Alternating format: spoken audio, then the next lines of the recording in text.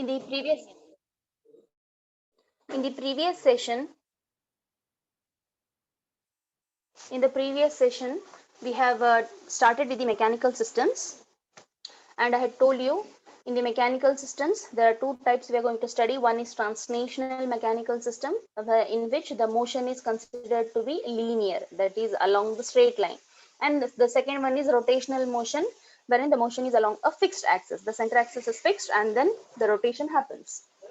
So these two different types of motions. Now, in the previous session, we have completed the translational mechanical systems. In order to model and analyze the mechanical systems, we take the help of Newton's law of motion. That is very important for us. So force comes into picture. So whenever we are talking about these systems, force is the important parameter for us, and the Newton's law of motion is F is equal to ma. So what we say here, whatever the applied force will be there, so the algebraic sum of the forces on a body in a given direction, it is equal to the product of mass and the acceleration, right? So by making use of this, we will formulate some some formulas will be there. By making use of these formulae, we will model the given mechanical systems. In the translational mechanical systems, majorly three ideal elements we will consider. The first one is mass, second one is spring, the third one is dashpot or the friction, or even sometimes it is called a damper element. So we have already discussed about these. Whatever I had put in these square boxes, these equations are very important. You will be using these equations in order to analyze and model the mechanical systems in case of problems. Okay, whatever I have put in these boxes, they are important equations. You need to list them. So if now you are now attending the classes, immediately after the class, don't forget about this. You have to make a list of these formulae, okay, as a short somewhere in one paper, because when we start solving problems, you need to have the reference of these. So you should be very quickly telling me this is the equation, this is the thing we need to use. Okay, so whatever I'm putting these in square boxes, these equations are important. Now today in our session, we will be discussing about the rotational mechanical systems. Let us start with the Newton's law of motion itself. This is very important for us. Newton's law of motion for rotational mechanical system, how we define is the algebraic sum of moments. In the earlier case, we had used force. If you remember, for translational mechanical system, you can see I have used the word force acting. This is for linear motion, when the motion is in the straight line.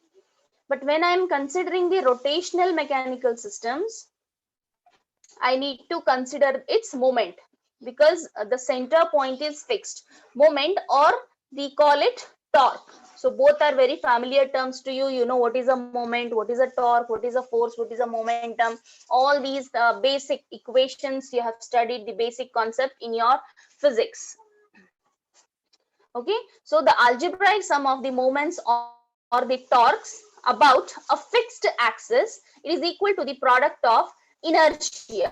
You know about this inertia, the moment of inertia you say, and the angular acceleration about the axis. So what is the difference you find in the equations if you compare it with the translational mechanical system and rotational?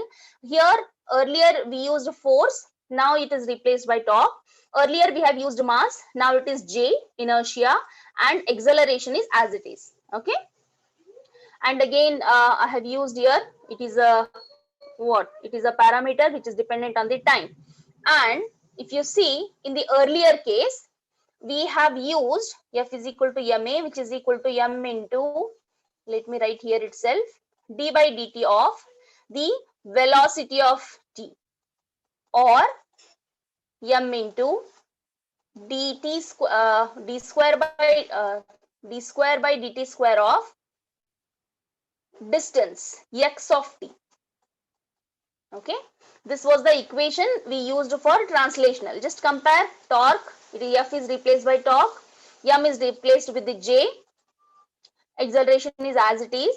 Now the velocity it is now replaced with omega of t. No doubt it is also velocity, but it is angular velocity. And similarly, x of t, it is the distance or the displacement. Okay, displacement we considered, but in our case here rotational we consider theta of t, it is angular displacement. Okay, whatever we talk in rotational, in terms of angles we talk. Okay, so with this Newton's law, let us now define some three elements, just like how we defined in case of translational motion. In case of translational mechanical systems, we have defined three basic elements: mass, then spring, and the friction or the dashpot or the damper element. Here also we will come across three basic ideal elements. First one is inertia. Okay, mass. Mass is replaced with the inertia. Then earlier we have used spring. Here we specifically tell torsional spring. That is the second parameter. The third one is again a dashpot or a friction or a damper element. So changes, please make a note. Here also spring is there, but it is torsional spring, and mass is replaced with the inertia. Now, so let us first go to the parameter, the inertia parameter. For this, we will formulate an equation. Suppose this is one body, okay, which is having the inertia J. We are considering the rotational motion. In earlier translational motion, we had taken the directions like this. You know, force is applied in this direction. So even displacement is also in this direction. But now we are considering rotational motion. So here we will consider rotational motions. So angular, the motion is important here, round, circular. So that's why direction of the torque is shown in this way.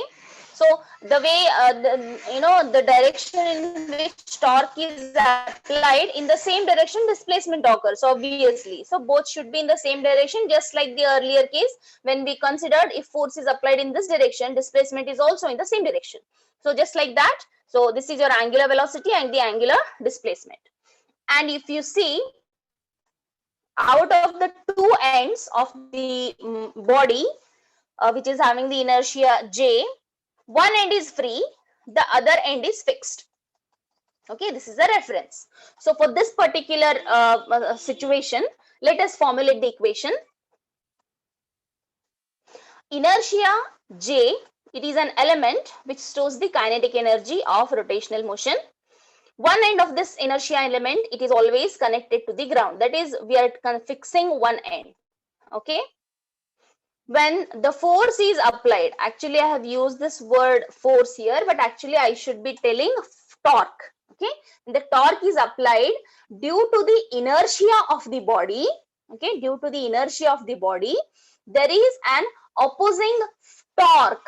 Again, not the force, I have to use here torque. So you can replace force by torque. So whenever we apply, even in the translational motion, we have seen when a force is applied on a body of mass m, opposing force will exist definitely, and we will formulate what is that opposing force. Here also, when a torque is applied, we will be consider, due to the inertia of the body, there is an opposing torque. Okay, so that torque we will see what it is. That torque I am indicating by T. This suffix J indicates inertia. Due to the inertia Tj, it is directly proportional to the amount of displacement d by dt square of theta. Theta is the angular displacement. So Tj is proportional to d by dt square of theta. If you see in translational motion, let me quickly show you. In case of translational motion, when we apply any force on the body of mass m, there will be an opposing force, obviously, from the body due to the acceleration. So we had taken this directly proportional to the acceleration. No doubt at the end we have got the same, d by dt square of x of t, displacement only. Here directly I am writing it. So how it is written? The torque Tj, it is proportional to d square by dt square of theta. If you remove this proportionality sign, so it is equal to Tj is equal to proportionality constant J. In the earlier case, translational motion, the proportionality constant we had taken M, mass of the body. Here it is J, d by dt square of theta, and this opposing force, it is equal to the torque applied. Sorry, this opposing torque is equal to the applied torque. Because, but no doubt they will be acting in the opposite directions. Okay, so we will make it equal. So whatever equation I have written here in this box, it is important for us. So whenever a system is given to you in the problems part, whenever this inertia, in the system, whenever this block comes with the J term, you have to use this equation. So this equation, again, it is important. Please list out whatever is put in this square box with the red boundary. Please make a note of it. Now, let us go to the second one, that is dashpot or the friction or even damper element. All terms are the same. This is something like a piston. You might have studied about this piston part in the mechanical engineering. This is your dashpot. Inside this, some viscous liquid will be there because of the friction. This operation will be existing. For this dashpot, one end of it is fixed. Again, it is a reference. And if you remember, in the translational mechanical system also, we have taken this dashpot, and the whatever the force exists, opposing force, it is due to the friction. That's why we have replaced it with, in bracket you can see friction. Specifically, again, there are different types of frictions, out of which viscous friction. Okay, because of that only viscous coefficient, capital B, we take. Let me just show you if you have forgotten. Okay, in the dashpot, capital B we had taken in translational mechanical system I'm talking.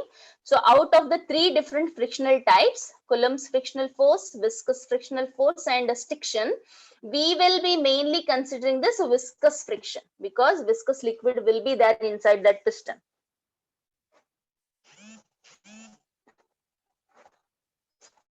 So moving to the equation part, when a torque is applied, okay, so even there will be a displacement in the same direction, theta.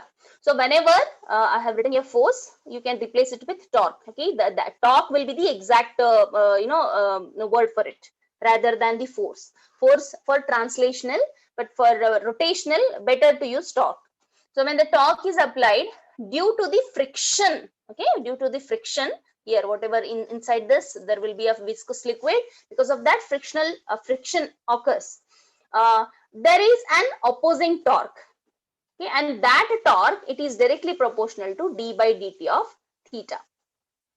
Okay, and this proportionality sign, if I remove, so TB is equal to, I'm taking B, indicating what? B is your viscous coefficient. So B is equal to d by dt of theta. I have written as it is. I have to take one proportionality constant here. I am taking it B, and this piston here you can write B. Okay, this is the equation which is equal to the applied torque, because whatever opposing torque exists, it is same as that of the applied torque, but they will be acting in opposite direction. So I can equate it to the applied torque. So this equation which is put in this bracket, it is important. Please make a note of it. Now, in this scenario, out of the two ends of this dashpot, one end is free, the other end I have shown it as a reference. Okay, it is fixed. So for this is the equation what we got for torque. Now suppose, as a note, if both the ends of this dashpot are free, okay, they are free to move. You may get some systems wherein piston is used in between. Okay, in both connections, it may be movable in both directions. Suppose here यहाँ पे कुछ mass है, यहाँ पर एक spring है, something like that. System में से interconnection है. So So both parts are they are not fixed, they are free to move. They can either be pulled by the mass or by the spring, so like that. So some systems you will get to know about this when you take one problem. Okay, if this is the case, if both the ends of the dashpot are free to move, under that condition, let us see what are the changes happening in this equation. So again, the same thing you take here, capital B you write, that is the viscous friction coefficient. Torque is applied in this direction, so there will be an angular displacement in the same direction. So as there are two different ends, so you have to take theta 1 and theta 2. Earlier it was simply theta, right? So here we need to take theta 1 and theta 2. Try to remember, try to recall, in translational mechanical system also, when the one end was fixed, we had taken the displacement x. When both ends were free, we had taken x1 and x2. Okay, let me show you quickly for the dashpot. Here there is an x1, there is an x2 if a force F is applied in this direction. Okay, so then we will see in the same way how we can formulate the equation. If that is the case, what changes are occurring? Just have a comparison and we can write the equation. So this torque T is equal to TB, which is the opposing torque, viscous friction coefficient, d by dt I have written as it is. Instead of theta, you need to take the difference. Even similarly in the translational mechanical system also we had taken the difference, x1 minus x2. Here angular displacement theta 1 minus theta 2. So whatever equation I have written here in this bracket, the box, it is important. This you have to use in the problems whenever you come across some piston in the system. Now let us move to the third ideal element of a rotational mechanical system, that is a spring. In translational mechanical system also we have come across spring. Here it is a torsional spring we use. Okay, suppose this is indicating your spring. This is your spring coefficient K. This is the applied torque and this is the angular displacement. If you observe, one end of the spring is fixed, the other end is free. Okay, so whenever the torque is applied,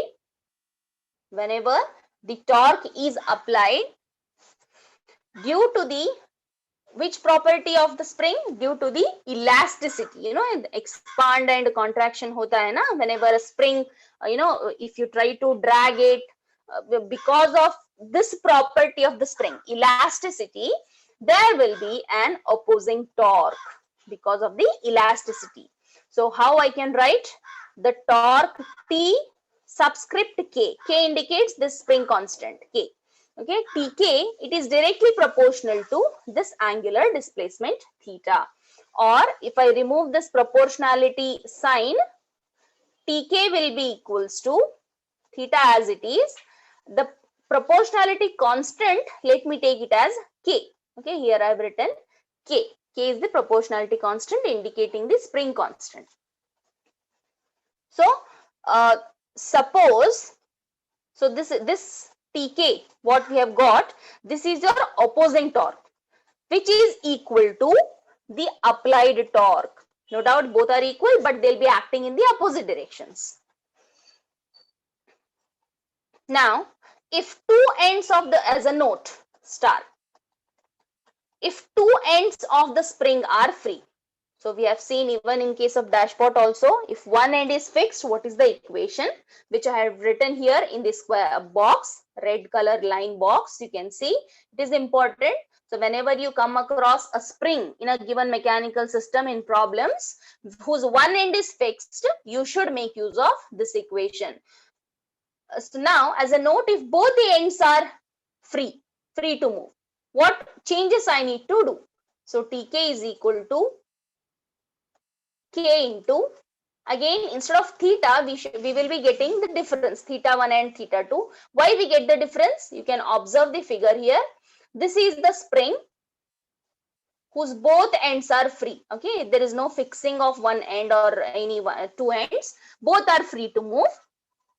If a torque is applied, so because if for one end, this is your moment, theta 1, and for other end, this is your angular displacement, theta 2.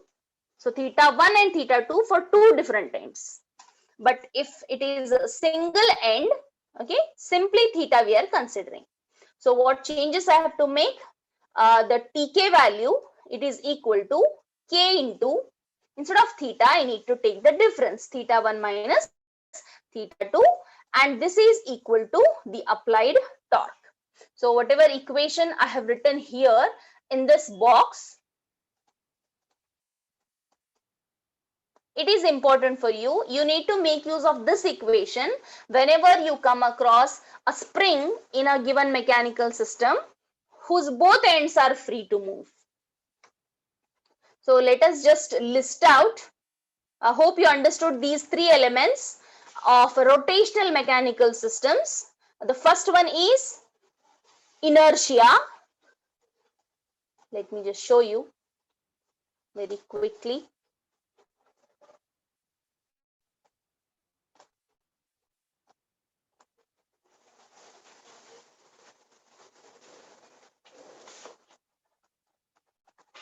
Okay, the first one is inertia. For inertia, we will get one equation, this box equation. You need to make a note of it. Please do that. Then for dashpot, we have got two equations. When one end is fixed, the one end is free, the other end, we will get one equation. If both the ends are free, as a note, you will get one more equation. The little difference is only instead of theta, you need to take theta 1 minus theta 2 if two ends are considered. Then the third one is a spring, that is torsional spring in specific for rotational motion. Again, here we will get one equation when one end is fixed, the other end is free, this square box equation, and a little change, theta is replaced with theta 1 minus theta 2 if both the ends of the spring are free. So totally how many equations we got? So let me just show you very quickly.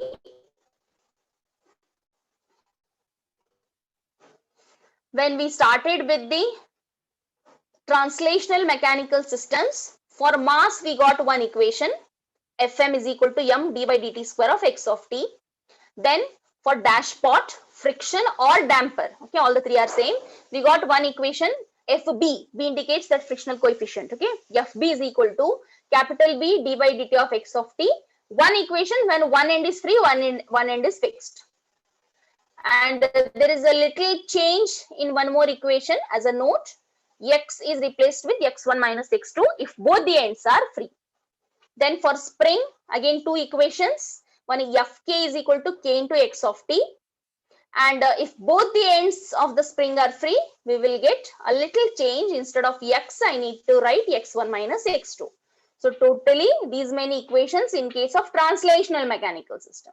In case of rotational mechanical systems, again first one for inertia, we will get T is equal to, or Tj is equal to j into d by dt square of theta. Theta is the angular displacement. The next one is dashpot. Here we'll get two equations. One is when one end is fixed, one end is free. This is the equation we get. And with a little modification, theta is replaced with theta 1 minus theta 2 if two ends are free. Coming to the last one, that is spring. Again, we get two equations here. One is when one end is fixed, the other end is free. And with a little change, the equation is this, T equals to Tk is equal to K into theta. K is the spring constant. And a little modification in this equation, theta is replaced with theta 1 minus theta 2 if both the ends of the spring are free.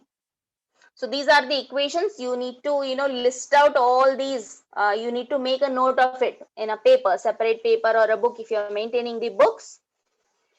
Please make a note of all these. Just list all the equations. They will be helpful for us I have done that already here. You can see first, as I have made a note of it in a small paper.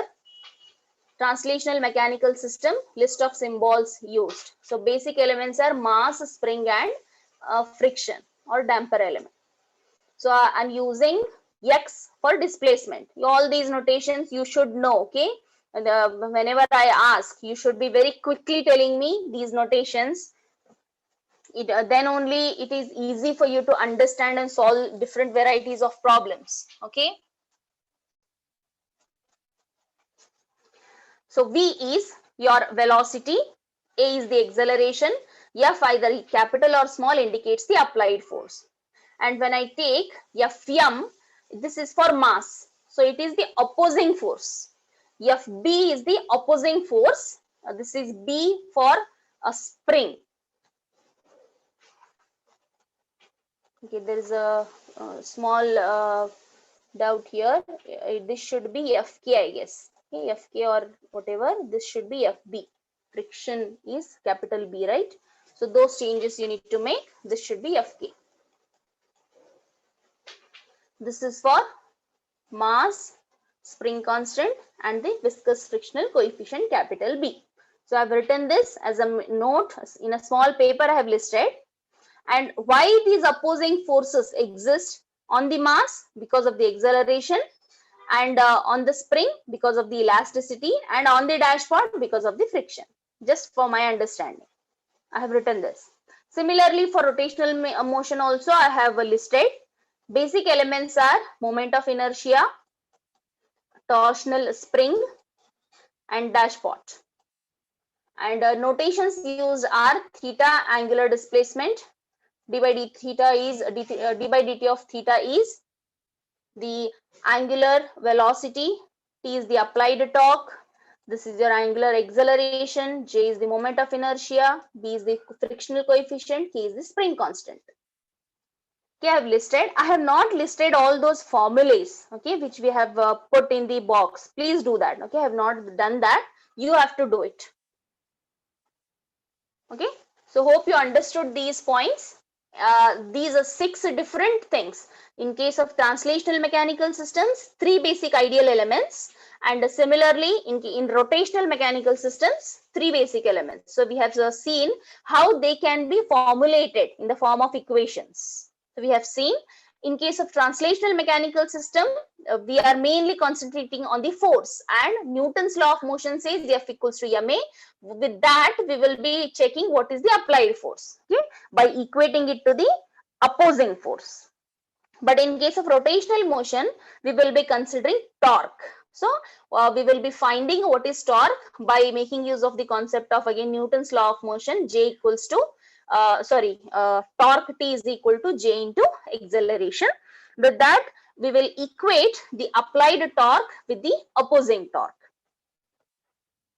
Any doubts in these 6 parameters, please let me know. These equations are important for us. In the next session, we will be solving the problems on these translational and rotational mechanical systems. Problems in the sense, they will be giving a system to you. You need to analyze and model that equation, and if possible, the question may get extended to find the transfer function for this particular system. So how to find the transfer function, you know it already. You need to find the differential equation first. So with these 6 basic elements, we can find the differential equation. Once differential equation is known to you, you should go for application of Laplace transforms. Once our Laplace transform is applied, you can further go for the ratio and find the transfer function. But let it be. We will first start with the simple problems on translational and rotational mechanical systems.